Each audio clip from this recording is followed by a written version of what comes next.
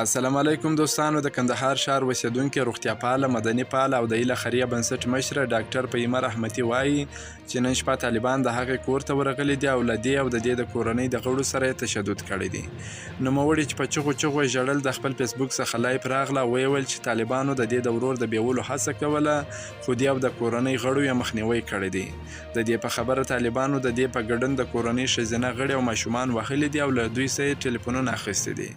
بیا زیاتوي چې طالبان په داسې حال کې په نیمه شپه د دې کور ته وراوښتي دي چې نه د دولت کارکوونکي ده او نه یې په کور کې وسله لرله، بلکې د یوه خیریه بنسټ د مسؤلې په توګه یې تل د طالبانو د کورنۍ په ګډون د بېوزلو وګړو لاسنیوی کړی دی. نوموړی چې په چغو چغو وایي ولې وحشت خپروئ، آیا حکومت داسې کیږي؟ ولې مو له وطن څخه فرارۍ ته مجبوروئ؟ د اسلام مبارک دین د داسې کړنو ته اجازه ورکوي؟ ما ته د درو هیوادونو لخوا د کډوالۍ بلنه راغله، خو ومې نه منل. ما ویل چې وطن ما ته اړتیا لري.